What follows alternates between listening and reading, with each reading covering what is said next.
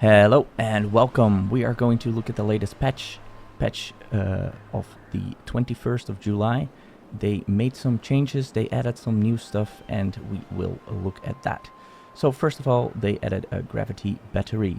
Basically, it stores excess power by erasing a box full of stones, and once you have a need for power, then these boxes are lowered and they give the power back to the power network. I placed a couple of those gravity batteries on top of a bunch of levees. Every block that they're up, it gives 200 HPH, which is basically joule. And so the higher up they are, the more power they can store. Now, I placed some number crunchers here to consume power.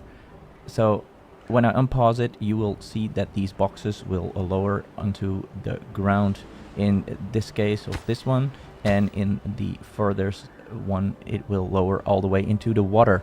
And yes, the water will not prevent it from storing 2000 power per block that it lowers into the water, even though it lowers slower in water normally, but they might change that at some point.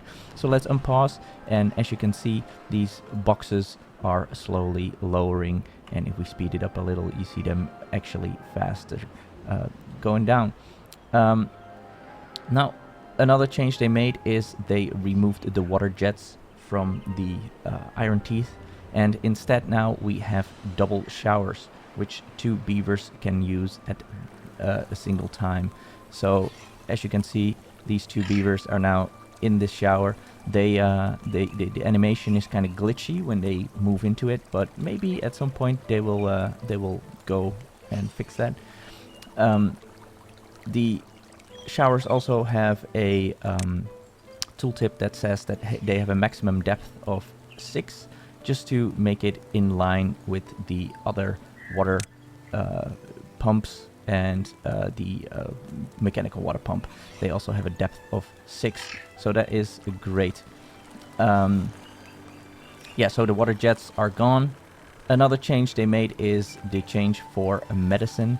As you see, the medicine is now being delivered to these beds, but the medicine is cheaper and it only takes an hour to produce, so you get 2 medicine per hour, and they are brought to the medical beds properly now with this latest update. So that is a great.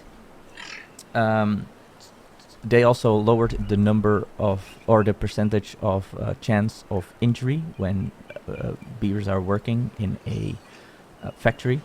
So that is great. That makes casual play a little bit more as a leisure activity than it was with the latest patch previously.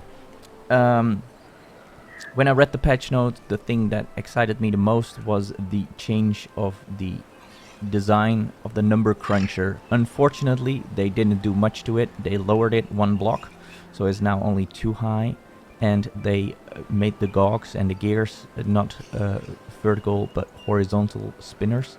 I think they should just remove the whole outside box and just show us all the gears that are on the inside, just on the outside, and have some connection tips similar to how the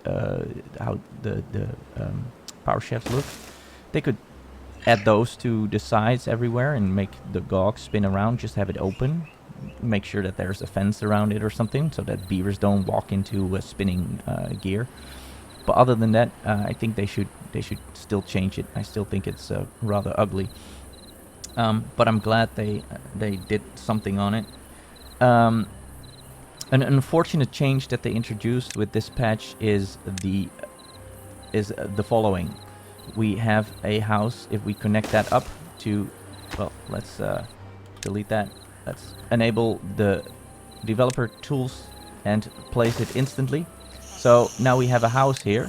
Unfortunately, that house no longer shows that it is connected to the power network and how much it produces. I know this lights up when you when you connect it and you click the button, so you see all the connected buildings that let power through. Unfortunately, that stops as soon as you do as soon as you do these power shafts, then it will no longer show it as a block. So if I click this one now, if I click this house now, then it won't highlight these. So if you are doing big designs and like me, and you are wanting to have the power connected through all your buildings, it's very, very difficult to see now which buildings actually have power going through them and if they're connected to the power network. And I hope they will add this back, because it's very difficult. In my last Twitch stream, I had a difficult time figuring out if a certain block of buildings was actually properly connected to my network, and it wasn't. But I couldn't see because I didn't have any buildings that needed power on top of them to show me that they didn't have power. So I hope they bring that back. Now the biggest change that they made is the migration. And the thing is, you can still go here and click migrate population, but it will now open the migration panel.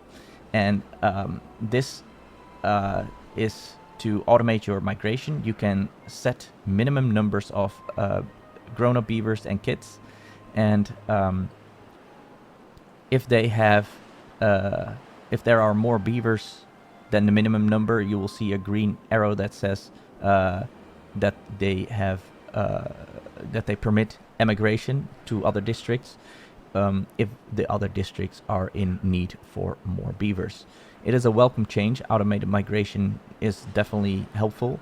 However, I feel like it's more cumbersome now to move beavers from a specific district to another. You can do it through this panel by saying, if we say this is a minimum of 0 and we want this to have a minimum of 34, you can then click minus here and it will migrate them all to this district. But unfortunately,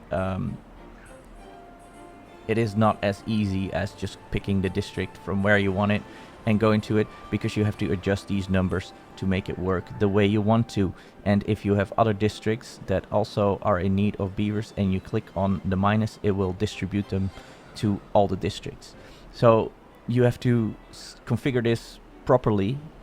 So you have to say, I don't want any beavers going in or out of this district, and you have to set them all to 4, because they all have 4. But it's missing something. I need a maximum as well. So and I wish we could toggle these arrows. So if you say, okay, this district should not migrate, but I do any emigration, but I still want them to be always at a minimum of 4, for example. I think they should add that. We should be able to toggle these arrows.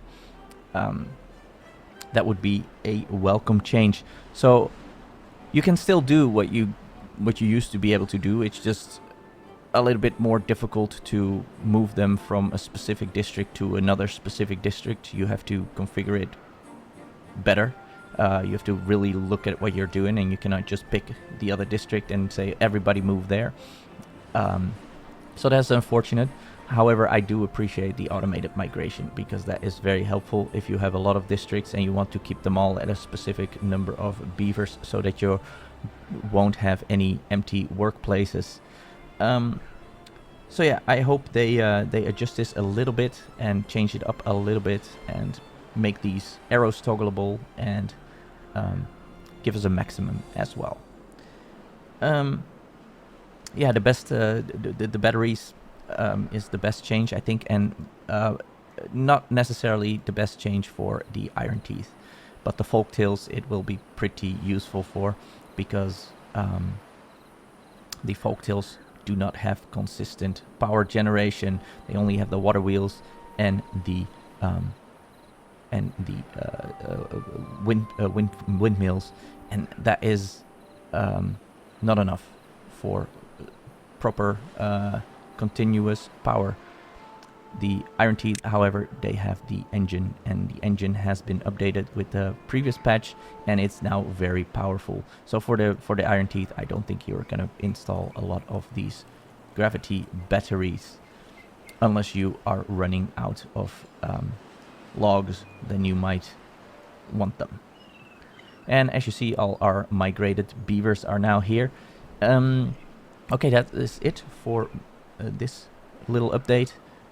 When the next update comes out, I'm sure I'll be back with another short video. If you enjoyed this, please hit the like button and let me know what you think of this latest patch in the comments. Also, if you're not subscribed, please consider doing so. I'm releasing pretty much Timberborn related videos almost daily, except for on Sundays usually. So check those out as well. We have a couple of playthrough series. I also stream on Twitch, and we have a Discord server. Both of those links will be in the description. Thank you all for stopping by, and I will see you soon.